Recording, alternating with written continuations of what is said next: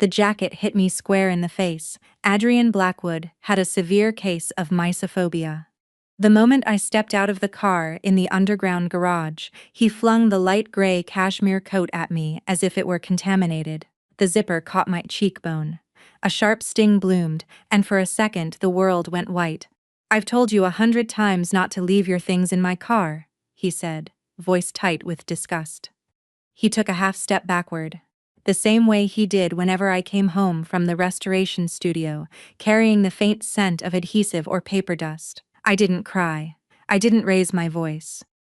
I only looked down at the jacket lying on the concrete and said calmly, "It's not mine." Before Adrian could answer, his driver Marcus stepped forward, expression carefully neutral. "Mr. Blackwood, Miss Vivian Langford was here this afternoon. She must have forgotten it."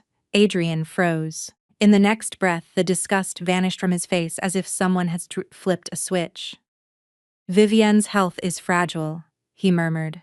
He crouched, lifted the jacket with his fingertips, brushed off the garage dust with careful strokes, smoothed the sleeves, and folded it neatly before placing it on the back seat.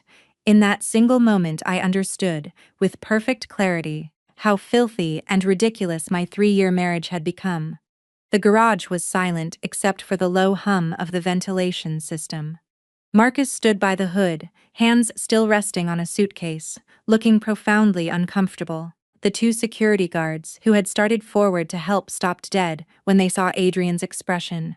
I touched my cheek. A thin line of blood came away on my fingertip. Adrian saw it.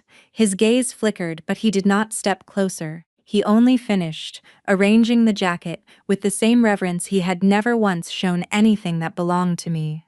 So the jacket wasn't dirty. I was. It had never been about objects left in his car. It had always been about whose objects they were. I let out a quiet, almost soundless laugh. Adrian finally heard it and frowned. "What are you laughing at?" "Nothing." I took out my phone and opened the cloud storage linked to the car's system. We had bought the vehicle after the wedding. The insurance was under my account because Adrian couldn't be bothered with paperwork. Maintenance, repairs, registration, I handled all of it. He never knew that the dashcam footage and cabin recordings automatically synced to my phone. I pressed save. Adrian noticed. "What are you doing?" "Saving something." His frown deepened.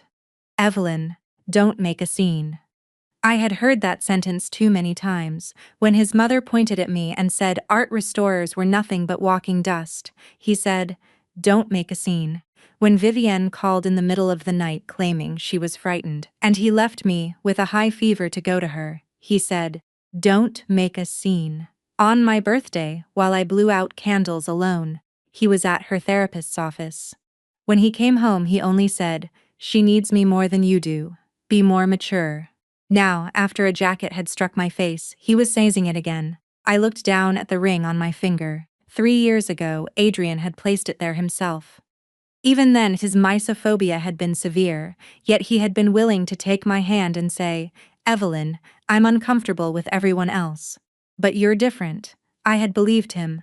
I believed him until "you're different" slowly turned into "you need to be reasonable." I slid the ring off and dropped it into my handbag. Adrian's expression finally shifted. "Evelyn, what is the meaning of this?" I opened the car door, pulled out my canvas tote, and started walking toward the elevator.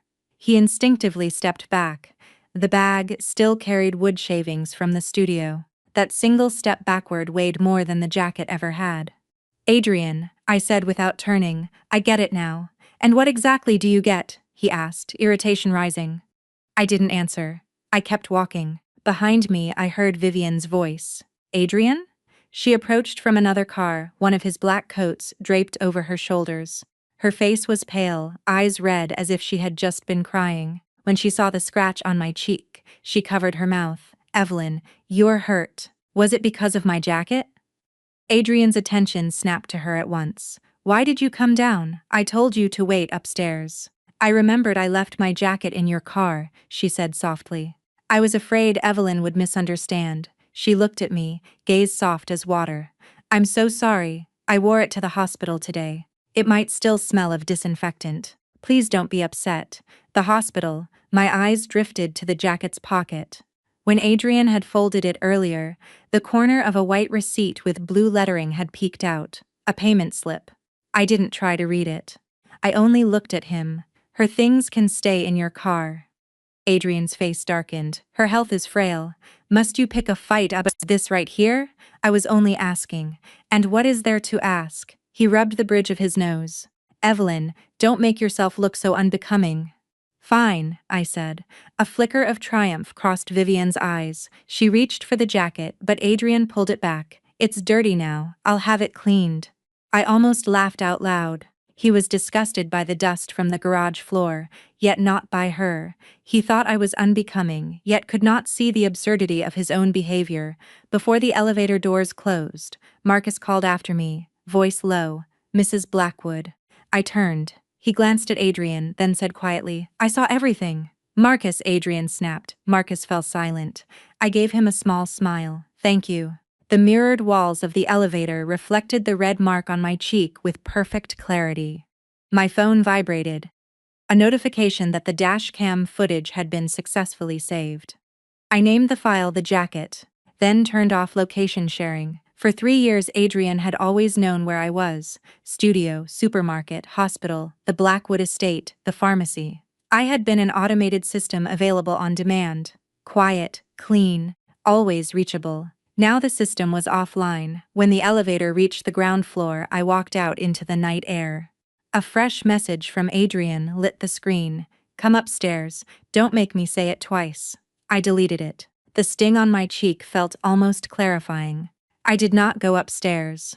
I walked to a 24-hour copy center and printed a divorce petition. By the time I returned to the Blackwood mansion, it was nearly 11. The living room lights were on. The familiar smell of disinfectant hung in the air. Adrian sat on the sofa, face grim. Vivian sat beside him, the same jacket now sealed inside a garment bag on her lap. Victoria Blackwood stood by the staircase, a shawl around her shoulders. The moment she saw me, the first words out of her mouth were, Where have you been? You smell of the street. I did not remove my shoes. I did not stop at the mudroom to disinfect my clothes the way I had done every single day for 3 years. I walked straight into the living room. Victoria's face changed at once. Evelyn, have you lost your mind? The carpet was cleaned yesterday. Adrian stood, voice tight with restrained anger. Go change. I looked at him. I won't. The room fell silent. In 3 years of marriage, I had never refused him like that. Adrian disliked it when I brought anything from the studio into the house, so I changed by the door every day. He hated the smell of restoration adhesive, so I kept my work clothes in a sealed bag in the trunk. He preferred I not touch his study, so I wore gloves even when retrieving documents for him. I had believed all of it was a form of love. I later understood that excessive understanding only becomes a staircase other people walk on. Repeat what you just said. Adrian gritted out. I set my tote bag on the coffee table. A thin film of dust from its bottom settled on the mirror-polished marble. Get that off there! Victoria shrieked. How filthy! Vivienne immediately stood. Victoria, don't worry, I'll wipe it right now. She reached for a wet wipe, but Adrian stopped her. Don't touch it. He turned to the housekeeper, Sophia. Disinfect it. Sophia emerged from the kitchen, expression complicated. She had worked in the Blackwood house for 5 years.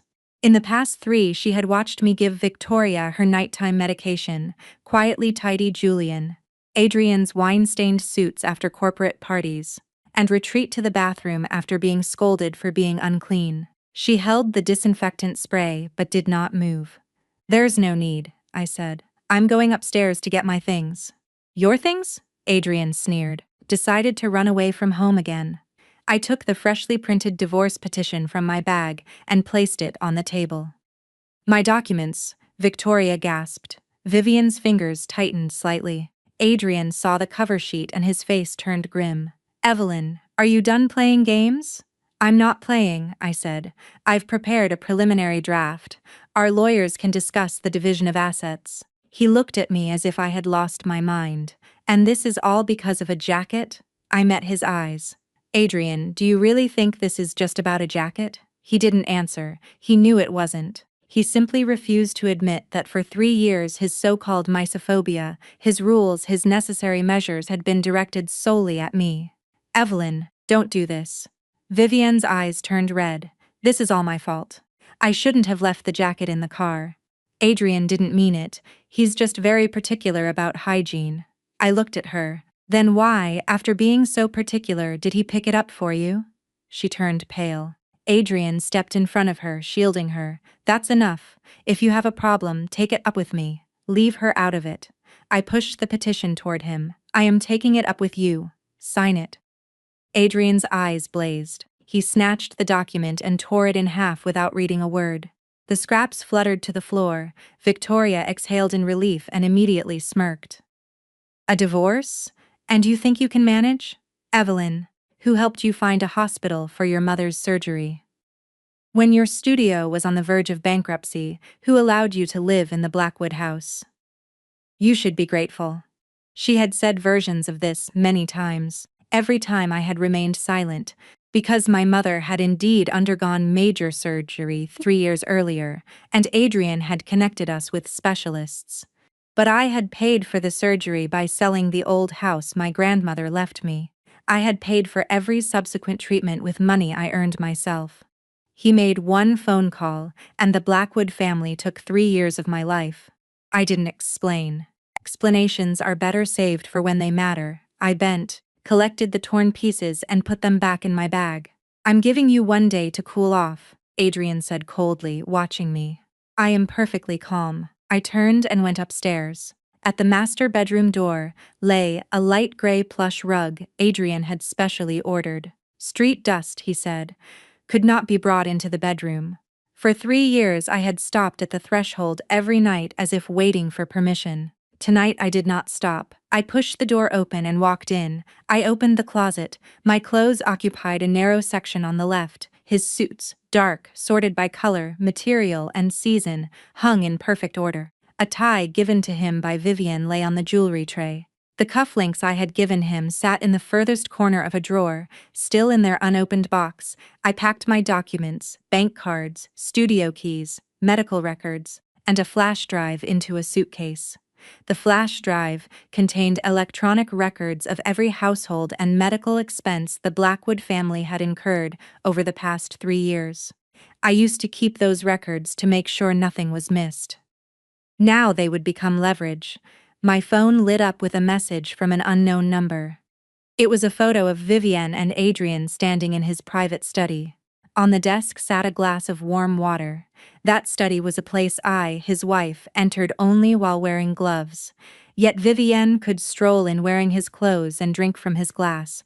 Beneath the photo was a single line, Evelyn. Only clean people are allowed to stand beside him. I saved the image, blocked the number, and placed one last item in the suitcase. Adrian's voice came from the other side of the door. Evelyn, open up. I closed the suitcase. I'm going to sleep. A moment of silence. This is my room, he hissed, suppressing rage. I looked at the empty bed and suddenly laughed. You're right, that's why I'm moving out tomorrow. The next morning Adrian did not go to the office. He sat at the head of the dining table with a cup of black coffee in front of him. When I came downstairs, his eyes went straight to the suitcase in my hand. Are you serious? Yes. Victoria was instructing Sophia on how to arrange the breakfast plates. At my answer, she slammed her fork down. Evelyn, don't try to scare us with talk of divorce. We have a family dinner tonight. Vivienne is coming. Tidy yourself up. I stopped. She's coming. Why do I need to tidy myself up? She's a guest, and you are my son's wife. Victoria's face darkened. If you make a scene and embarrass a guest, you'll shame all of us. Mother, that's enough. Adrian rubbed the bridge of his nose. He looked at me, tone softening.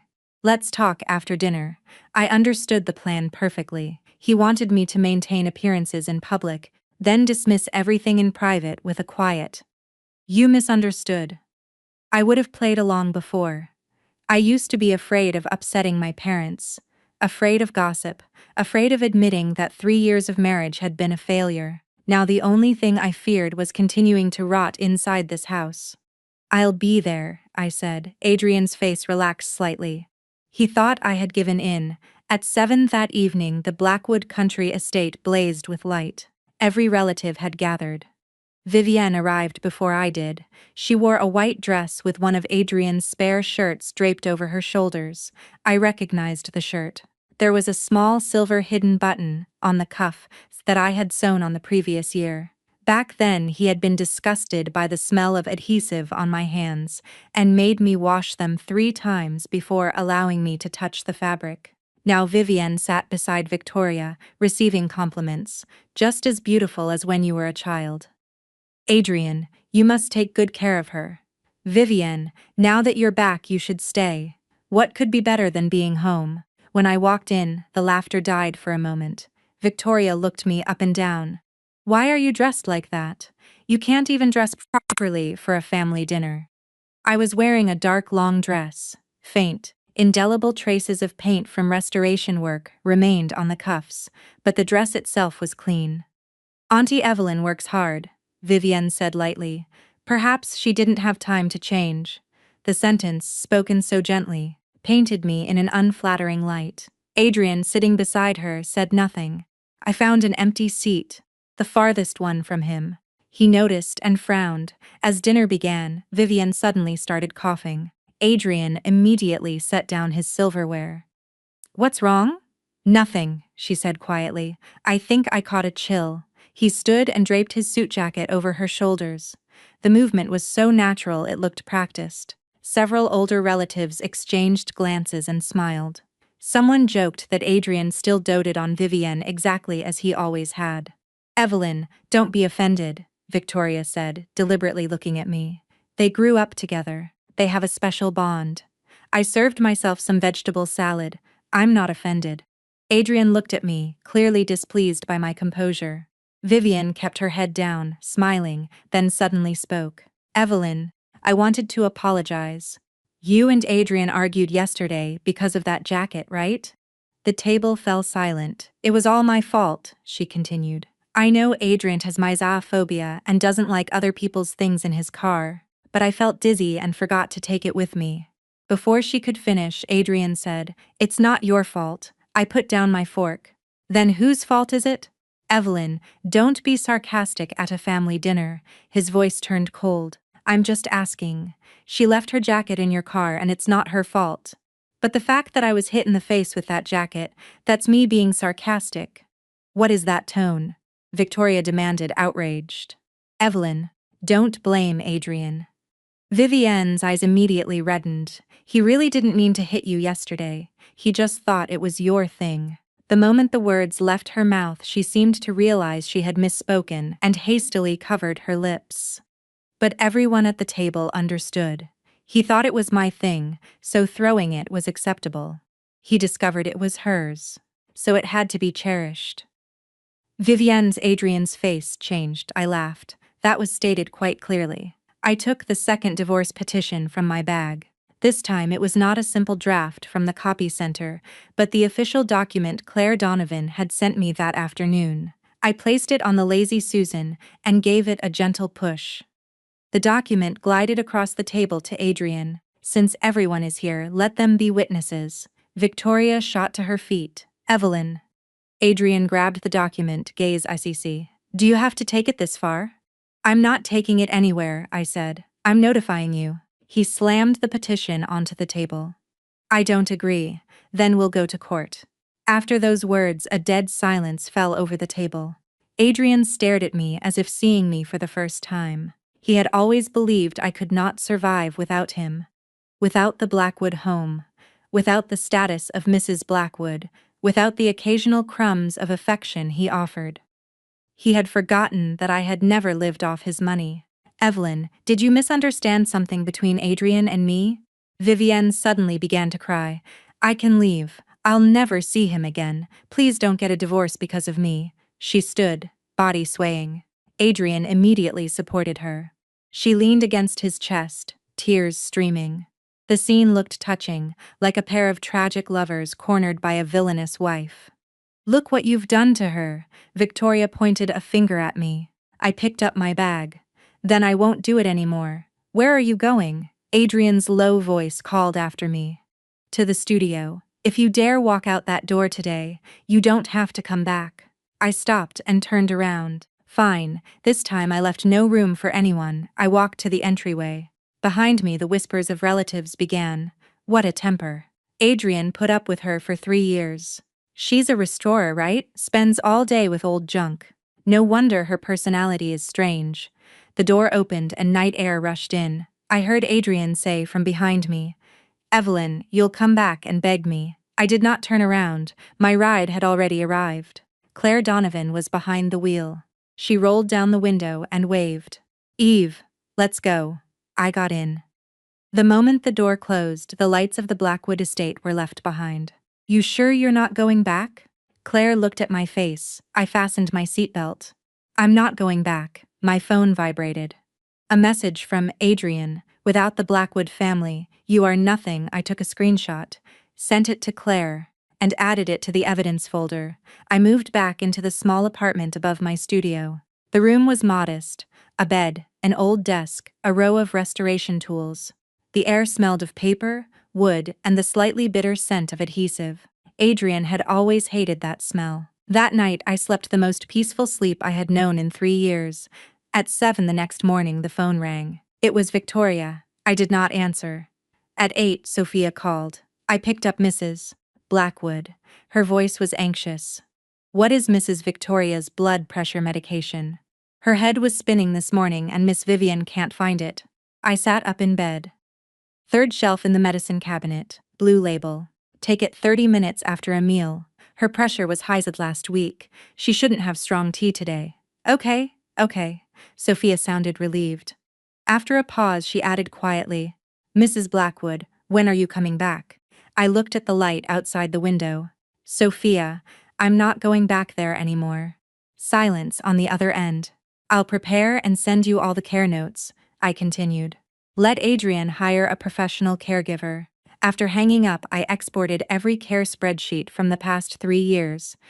Dates, medication times, checkup schedules, allergies, doctor's numbers. 78 pages in total. I sent the file to Adrian. 5 minutes later he replied, "What is this supposed to mean?"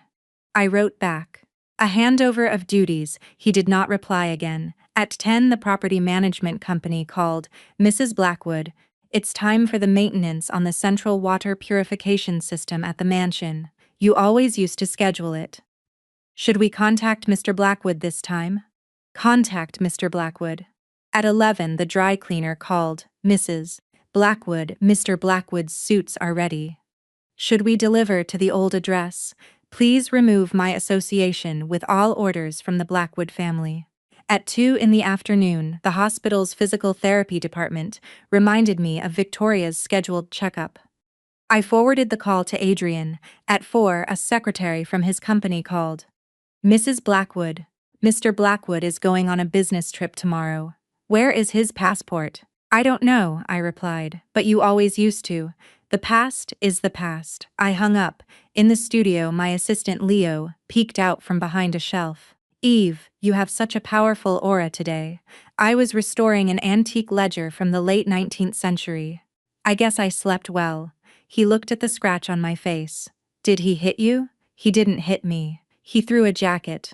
Leo nearly broke a pair of tweezers. "That is hitting." I said nothing. In the past I would have made excuses for Adrian too. He has mysophobia, he's under stress, he's just blunt, he doesn't mean any harm. But the truth is simple. Whether someone has malicious intent is not determined by what they say. It is determined by whether they see your pain. Adrian saw my pain. He simply did not care. That evening Claire came to the studio. She handed me a revised divorce petition. "You're not claiming his fortune, but you shouldn't lose what's yours either." And the video from the garage, the audio from the family dinner, the screenshots of the texts. "You need to save multiple copies." "Okay, can we use the jacket incident?" She nodded. "It might not be the direct cause for the divorce, but it proves a pattern of psychological abuse and misconduct in the marriage. You're not trying to sue him for money, you want everyone to see the truth." I looked at the video on my computer. The quality was excellent. Adrian throwing the jacket in my face. Me saying, "It's not mine." Him crouching down, picking it up, folding it neatly. Every movement was precise, almost tender, and every one of them cut deeper than the zipper ever had. At 9 that night, Adrian finally arrived. He stood at the entrance of the studio and did not step inside. Near the door were several pots of plant fibers for paper pulp experiments and wood shavings on the floor. "You live in a place like this?" He frowned, still refusing to remove any gloves. I continued restoring a page of the book without looking up. "This is my studio. Come back." I said, "I'm not coming back, Evelyn. I'm very tired today." He restrained his anger. "I'm not in the mood to persuade you." I looked up at him. "Then don't." He was taken aback. In the past, the moment he said he was tired, I would have fallen silent, poured him water, drawn him a bath, ironed his suit for the next day. Now I simply lowered my head and continued working. He took a step forward, then stopped because of the shavings on the floor. "Mother almost took the wrong medicine today. Then you should hire a caregiver. You know she's only used to you. She's used to free, attentive, on-demand help. Do you have to be so harsh?" His face twisted. "The truth is usually unpleasant." He stared at me for a long time and suddenly asked, "Is this all because of Vivienne?" I laughed. "Adrian, don't shift the blame to her. She only helped me see who you really are." He fell silent. Just then his phone rang. He answered. Vivian's weak voice came through the receiver. "Adrian, am I bothering you? I was looking for my shawl and I can't find it. The one my mother left me. I'm so scared." Adrian looked at me. "What shawl?" "The one I had at your parents' house yesterday," Vivian cried. "I left it on the sofa. Then the only person who went near it was Evelyn." The tweezers in my hand froze. Adrian hung up and looked at me. "Do you have her shawl?" I took off my gloves. "Are you suspecting me of stealing it?" "I'm just asking." I put the gloves down and looked at him coldly. "Adrian, you'd better think carefully before you ask that question a second time." He did not ask the question a second time. But his silence had already asked it for him. The next morning, Vivian posted a photo on social media. In it, she sat in the Blackwood living room, eyes red and swollen, holding an empty clothing bag. The caption read, "Some things are precious not because of their price, but because of the memories. I hope whoever took it will return it to me." She named no one, but among their mutual friends were many Blackwood relatives. Within half an hour, I received 3 sarcastic messages. "Evelyn, I hear you took Vivian's thing. Marital squabbles shouldn't involve outsiders. That shawl is a memory of her mother." "You've crossed a line," I replied to none of them. At lunch, Leo handed me his phone. "Eve, look at this." Vivienne had posted again. She wrote that she was going to a charity exhibition of restored artworks that evening and hoped to find her mother's lost shawl there. Attached was a flyer for the exhibition, an event for which my studio had restored pieces. I understood everything. She did not want the shawl. She wanted to publicly brand me with 2 labels, thief and unclean. At 3 in the afternoon, I went to the exhibition. It was organized by the City Museum in collaboration with several private collectors. I was responsible for restoring 2 ancient books and 1 textile piece. I arrived early, checked every display case, and made sure the security cameras covering the restoration room were functioning. Then I waited. That evening, just as the guests began to arrive, Vivian's assistant was caught on camera slipping the missing shawl into the restoration room and pouring a small amount of paint across it. Claire's investigator recorded everything. When Vivienne later discovered the ruined shawl and tearfully pointed toward my work area, the museum director already had the footage. I did not confront her that night. I simply continued my scheduled talk on textile conservation, voice steady, hands steady. At the end of the presentation, I said one quiet sentence. "Sometimes the things we try hardest to keep clean are the ones that have already absorbed too much of other people's dust." I saw Adrian's expression change. Vivian's smile froze. After the talk, several collectors approached me to discuss future collaborations. I exchanged business cards while Adrian walked up. "What did you mean by that?" I put away a card. "The literal meaning. Evelyn, this is an official event. That's why I'm behaving officially." Vivienne came over and said quietly, Evelyn, are you still upset about the jacket? If it bothers you, I can take it off. She started to unbutton the light gray coat she was wearing, the same one, but Adrian stopped her. There's no need, he looked at me. It's just a thing. How long are you going to hold on to this? I laughed. Adrian, rest assured. I will remember it until the day our divorce is finalized. His face finally darkened, completely. Just then, Claire sent a message. Evidence package is ready. The divorce petition can be officially filed. We can also send a lawyer's letter to Vivian regarding the exhibition incident, I replied. We'll handle it tomorrow. Looking up, I saw Adrian still staring at me. You've become such a stranger, he said suddenly. I nodded. That's because I've stopped contorting myself to fit your world. A flash of panic crossed Vivian's eyes. She seemed to realize for the first time that I was not fighting for his affection. I was leaving, and I was leaving for good. The next morning, Claire and I went to the law firm. When the official divorce petition was printed, I looked at the names Evelyn Hartley and Adrian Blackwood, and felt none of the pain I had expected, only the quiet weariness of something finally reaching its end. Are you sure? Claire handed me a pen.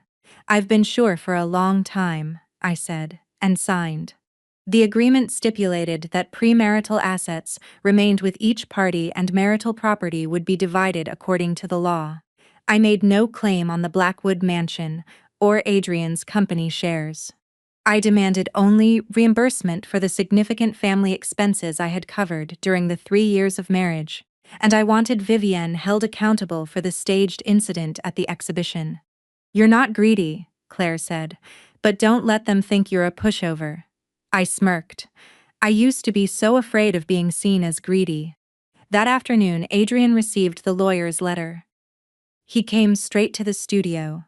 It was raining, his shoulders were wet, he would never have allowed himself to look so disheveled before. I was touching up an antique painting and did not let him into the restoration area. If you have something to say it here. He clutched the letter. Are you serious? His voice was icy. I've said it many times. You want me to pay you back? Not you. The Blackwood family, I corrected him. The accounts are clearly itemized. You can refuse to acknowledge them, and I can take it to court. Evelyn, we're married. Not for much longer. He stared at me. Must you turn feelings into invoices? I put down my brush. Adrian, when you were disgusted by me, why didn't you think about feelings? When your mother demanded gratitude from me, why didn't you think about feelings? When Vivian slandered me, why didn't you think about feelings? He was speechless. The rain drummed against the glass. A long time passed before he said, I admit what I did with the jacket was terrible. It was his first admission. My heart did not stir. Some apologies are like expired medicine. Even if you swallow them, they won't heal old wounds. And that's your only reaction? He frowned. What should it be? Thank you for finally admitting you threw a jacket in my face. His face contorted. Just then my phone buzzed, a bank notification. The supplementary credit card I had used during the marriage had been blocked. I glanced at it and laughed. Adrian saw it too. His face froze. That wasn't me. If not you, then it was Victoria. I opened a drawer, took out the card and cut it in half with a pair of scissors. Just as well. I don't use it anymore. He watched the pieces fall. For the first time, a flicker of real panic appeared in his eyes. He had probably believed that blocking the card would force me to bow my head. He had forgotten that in those 3 years I had barely spent any of the Blackwood money. My studio, though small, had always been profitable.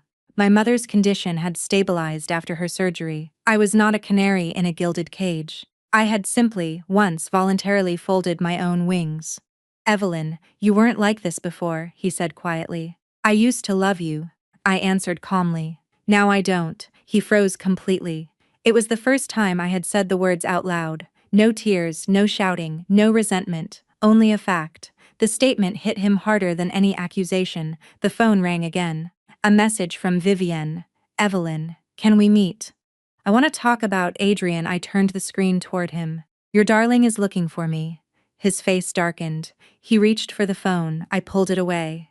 Adrian, we are only discussing the divorce right now. The rest doesn't concern me. Don't meet with her.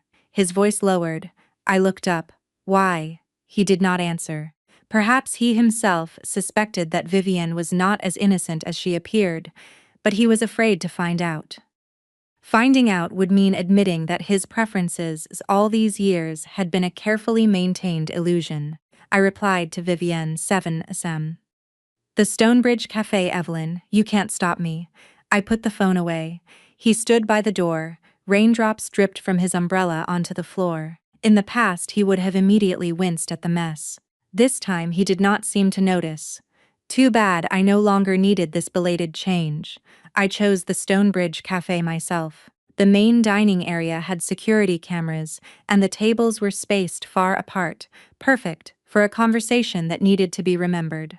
When I arrived, Vivienne was already sitting by the window. Today she was not in white but in a light gray pantsuit, elegant and composed. 2 cups of coffee sat on the table.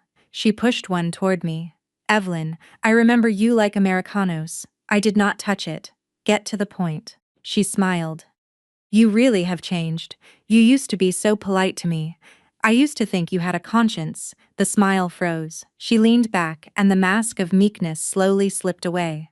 Evelyn, since you're being so direct, I won't beat around the bush either. A divorce is fine, but you won't get any money from the Blackwood family, and you won't sue me. On what grounds are you giving me conditions? On the grounds that Adrian cares about me. Her voice finally carried unconcealed triumph. You know he wasn't always like this. As a child, his misophobia was even worse. He was disgusted by anyone who touched him, but he never pushed me away. I listened calmly. You think you lived with him for 3 years and won? She continued. Evelyn, you were just a suitable wife. I am the special one in his heart. So you left that jacket in the car on purpose? I asked, deliberately lowering my voice to sound defeated. Did you really have to go to such lengths just to humiliate me? She smiled, clearly savoring the supposed victory. On the screen of my phone lying on the table, a red recording light glowed. It was not a secret recording. Claire had advised me that conversations relevant to protecting my legal rights could serve as evidence. Besides, the cafe had cameras. Vivienne did not know. Blinded by arrogance, she still believed I was the same woman who could be manipulated with a few soft words. I didn't do it to humiliate you, Evelyn. I just wanted to see what Adrian would do. She picked up her cup and stirred the coffee lightly, dropping her guard completely. And you saw the result. He thought it was your thing and was disgusted.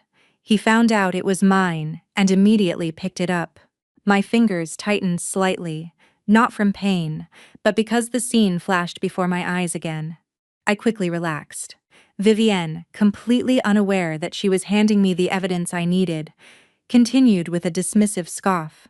And the incident at the exhibition was my assistant's own doing. I just let her take the fall. Even if you sue, it won't reach me. Really? Of course, she scoffed. Evelyn, you have no connections, no support from the Blackwood family. Do you think some little restorer can compete with anyone? At that, I finally laughed. Vivienne, you're very afraid of my divorce. Her face changed. Afraid? If you were truly confident that Adrian would choose you, you wouldn't be rushing me to leave with nothing, and you wouldn't be asking me not to sue. Her gaze turned cold. I just don't like unnecessary trouble. No. I looked at her. You're afraid I'll calculate everything. You're afraid the Blackwood family will find out that their comfortable life for the past 3 years was largely supported by me. You're afraid Adrian will discover that besides making him feel sorry for you, you can't give him anything. Stop acting so smart. She slammed her cup down, splashing coffee. I took a napkin and wiped the drop from the table. You see, when something gets dirty, you can just wipe it clean. You don't have to grind someone into the filth. Don't play the saint, she sneered. You just can't accept it. Before, yes, I admit it. Not anymore. She stared at me. Now all I want is for you to pay what you owe. Those words made her turn pale. She stood, leaned toward me and hissed. Evelyn, do you think you'll live well after leaving Adrian? Doesn't your mother's treatment cost money? Doesn't your studio need resources? One word from Adrian and you won't get a single contract in this city. I looked up at her. I'll pass that sentence on to my lawyer as well. She froze. I picked up my phone and stopped the recording. You were recording? Her face went white. You said a lot of important things. She tried to snatch the phone. I dodged. A waiter immediately approached. Can I help you? Vivienne froze.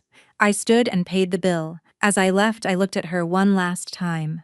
Vivienne, keep that jacket. It will make another appearance at the Blackwood anniversary party. Fear finally flickered in her eyes. On the way back to the studio, I received an invitation.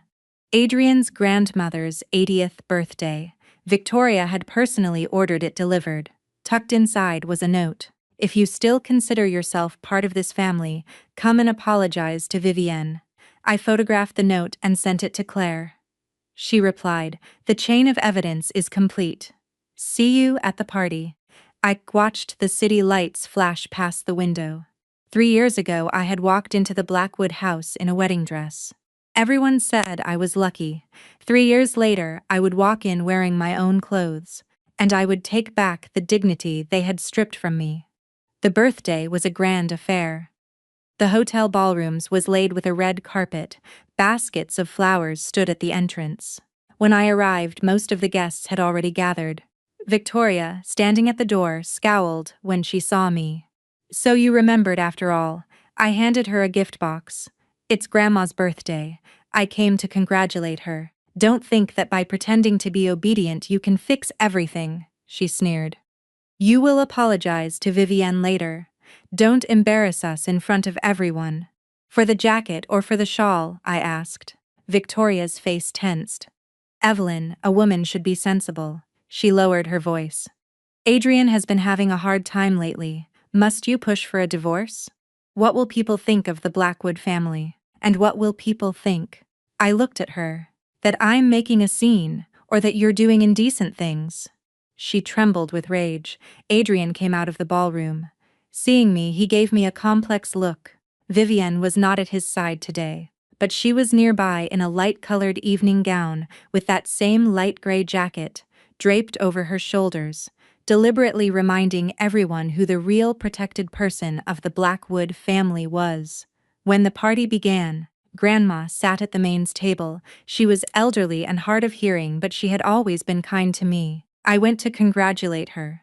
Evelyn, you've lost weight. She took my hand. She was the first person that evening to treat me like a human being. My eyes stung. I wish you a long life and good health. Mother, we have important business today. Victoria coughed. What business? Grandma frowned. Victoria stood and took the microphone. Today, while all our friends and family are here, I want to say a few words about family matters. The ballroom fell silent. I sat unmoving. Claire, seated in a corner, gave me a barely perceptible nod. Evelyn joined the Blackwood family 3 years ago. Victoria said, looking at me.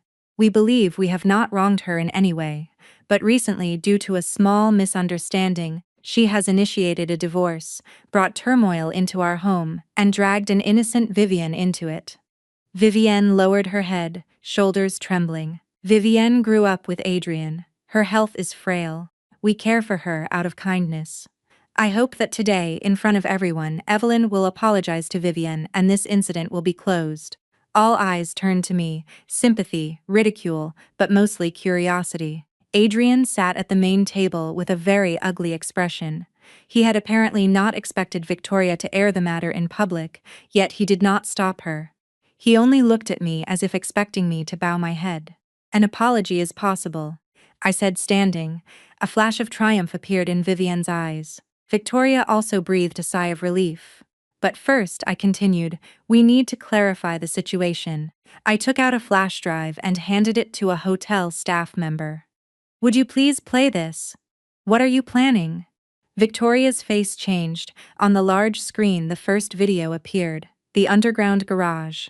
Adrian throwing the jacket in my face, his voice clearly audible.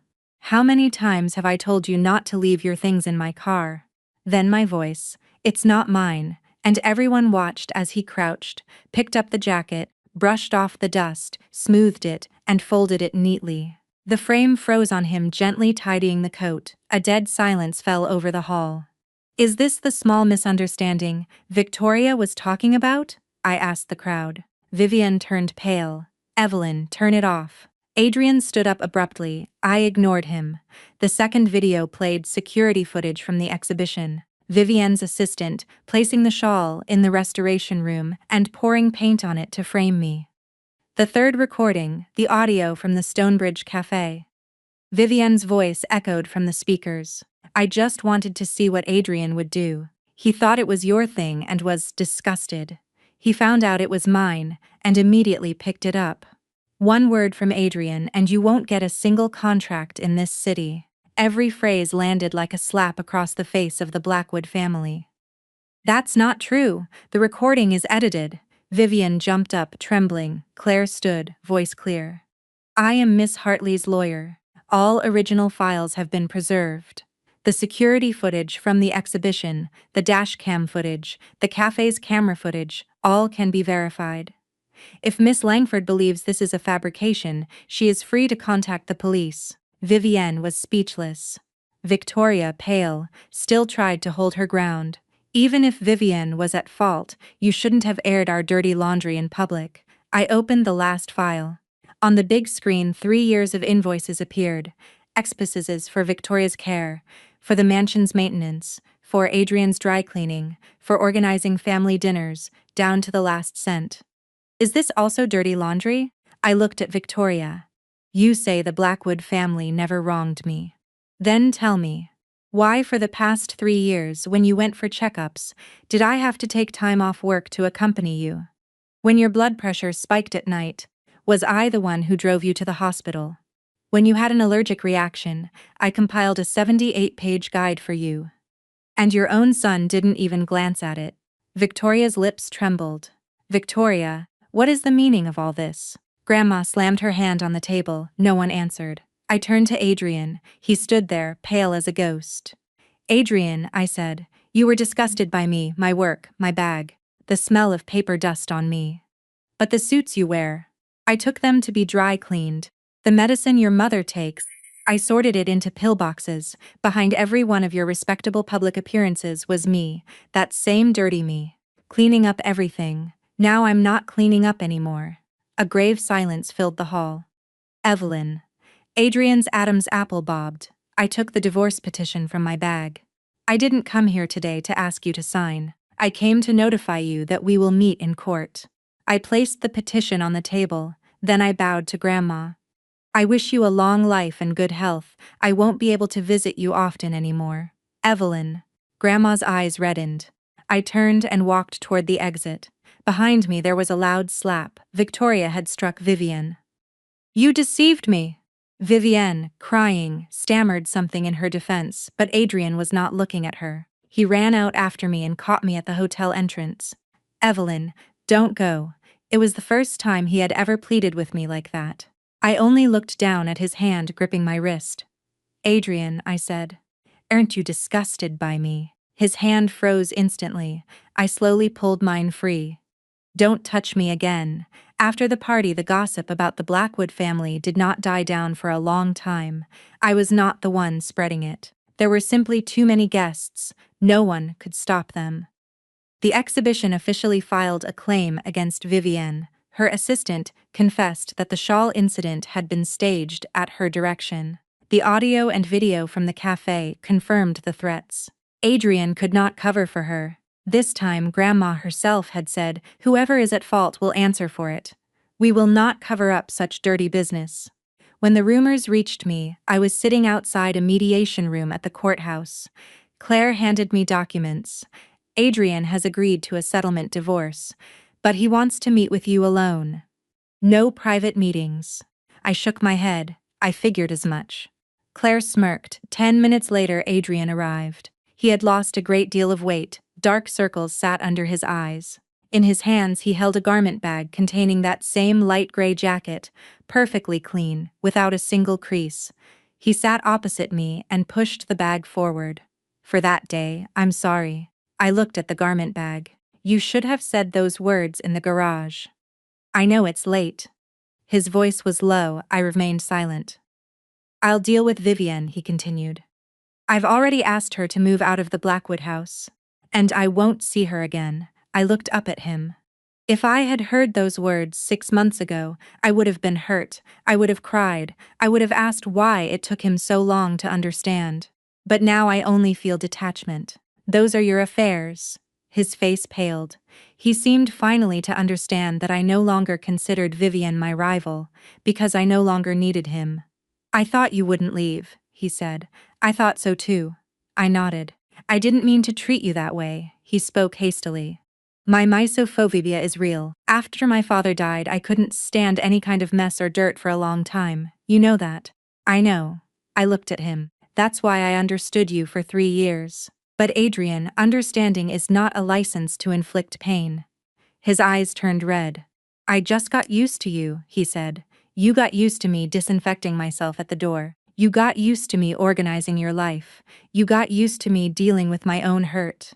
It's not that you didn't know I was in pain. You just thought that after I got over it, I would always come back.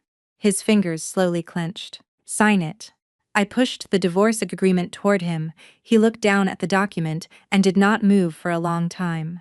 Mr. Blackwood, Claire reminded him, all the materials for the reconciliation period are ready. Can I have one more chance? He suddenly asked. No. I shook my head. Evelyn, Adrian, when that jacket hit me in the face, I gave you a chance. My voice was quiet. In that second, after I said it's not mine.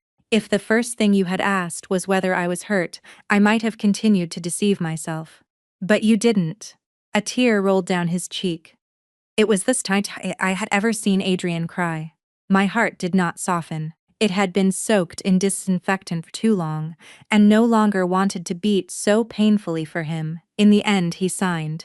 When we walked out of the registrar's office, a light drizzle was falling. Adrian was still holding the jacket. Evelyn, he caught up to me. Throw this away. It's not mine. I had it cleaned, he said with difficulty. I looked at him. Adrian, not everything that was dirty can be washed clean. He froze. I turned and walked down the steps. Victoria was waiting by a car. She had aged considerably. Seeing me, her eyes reddened. Evelyn, I was wrong before. Could you, for the sake of these 3 years, come for dinner? Mrs. Blackwood. I am no longer part of the Blackwood family, I said. Her lips trembled. I read your care notes. I didn't know. I truly didn't know you did all that. Now you know, and it's not too late, I said. Hire a professional caregiver. It will be better for everyone. Adrian hasn't been sleeping at all lately, she said quietly. He should see a doctor. It was not irony, it was sincere advice, but I would no longer be his medicine. I would not be the Blackwood family's painkiller. The story with Vivian later came to a conclusion. She publicly apologized, compensated the exhibition for damages, and deleted every post that had defamed me. She tried to ask for Adrian's forgiveness, but Grandma would not let her through the door. Adrian never met with her again. That was not my victory. My victory was that I did not go back to him because of his belated epiphany. The rain grew heavier. Claire approached with an umbrella. Let's go. I nodded. Evelyn! Adrian suddenly shouted from behind me. I did not turn. Will I be able to see you again? His voice trembled. I paused for a moment. There's no point. I got into the car. Before the window went up, I saw him standing in the rain, still clutching that jacket. It was protected by the garment bag. Not a single drop touched it. But Adrian himself was soaked to the bone. The day I received the divorce certificate, I placed it in a drawer, separate from my old wedding ring. I did not throw the ring away, not out of sentimentality, but as a reminder that some things that appear perfect are, in fact, suffocating. I threw myself into work. The antique book restoration project Mr. Harrison had proposed was signed. After the incident at the exhibition, even more people in professional circles learned my name. Some said I had a will of steel, others said I had disregarded propriety. I did not care. Propriety bestowed by others can be taken away. What you earn for yourself lasts forever. The studio expanded by 1 room. Leo handled visitor intake. I focused on restoration. A new sign appeared on the wall, Renaissance Restoration Studio. On opening day, Grandma sent an orchid. The card read, Old things meet a new spring, and so do people. I placed the orchid on the windowsill. Victoria also came once. She did not enter. She only stood at the door with a box of pastries in her hands. I baked them myself. I don't know if you'll like them. I took them but did not invite her in. She looked at me with guilt in her eyes. Evelyn, I used to always say you were unclean. In reality, my heart was the unclean one. I said nothing. She gave a crooked smile, tears rolling down her cheeks. You don't have to forgive me. I just wanted to say I'm sorry in person. I heard you, I said. That was enough. Forgiveness is not a mandatory outcome of every apology. Sometimes simply being heard is the highest form of courtesy I can offer. Adrian came later than I expected. It was a bright, sunny afternoon. I was restoring a wedding dress from the Art Nouveau period. The white silk had yellowed. The edges were torn, but the embroidery was still beautiful. Eve, Mr. Blackwood is here, Leo said quietly. Without looking up from my needle, I answered, "Let him wait outside." 5 minutes later, I went out. Adrian stood by the display window, looking at the partially restored wedding dress. He was dressed very neatly. No gloves on his hands. That would have been impossible before. "A beautiful studio," he said when he saw me. "Thank you." He was silent for a moment. "I've been seeing a therapist lately." "That's good." I nodded. "The therapist says misophobia is largely tied to a desire for control."